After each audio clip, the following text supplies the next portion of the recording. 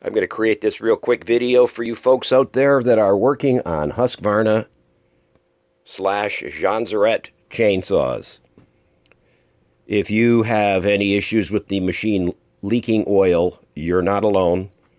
99% of the machines did that up until about 2 years ago.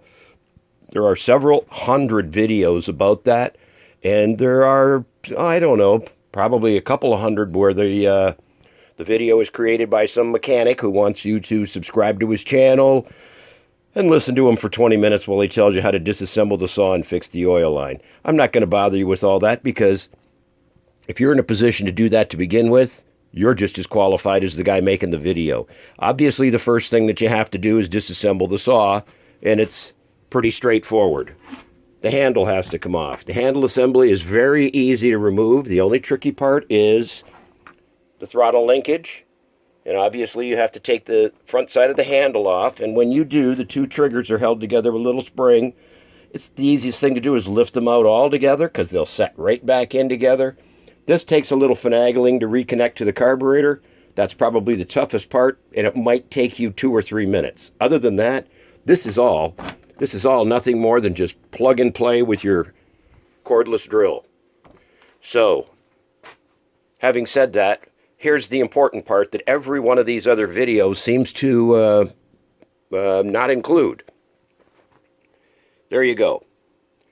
This is the part number you will find in any parts diagram.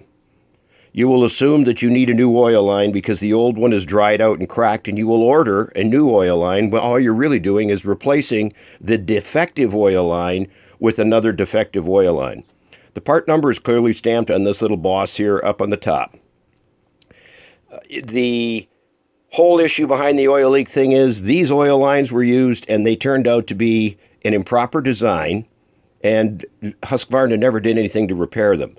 As a matter of fact, American sold saws, especially the units that are sold in big box stores here in America, all they do is tell you, well, we'll just send it in for service. They refurbish it, they send it back, it still leaks oil, and you're told that you're stuck. So you get rid of the saw and you buy another one, and you simply complain you'll never buy another Husqvarna because they leak oil. The reality of it is they did come up with a fix. The Swedish-built saws, the Husqvarnas from Sweden, and, of course, the Janzeret, which was purchased by Husqvarna. If you look in Europe, this is the part number that they use over there. This is considered to be the part number that replaces the old part number. Couple of subtle differences, and hopefully you'll be able to see.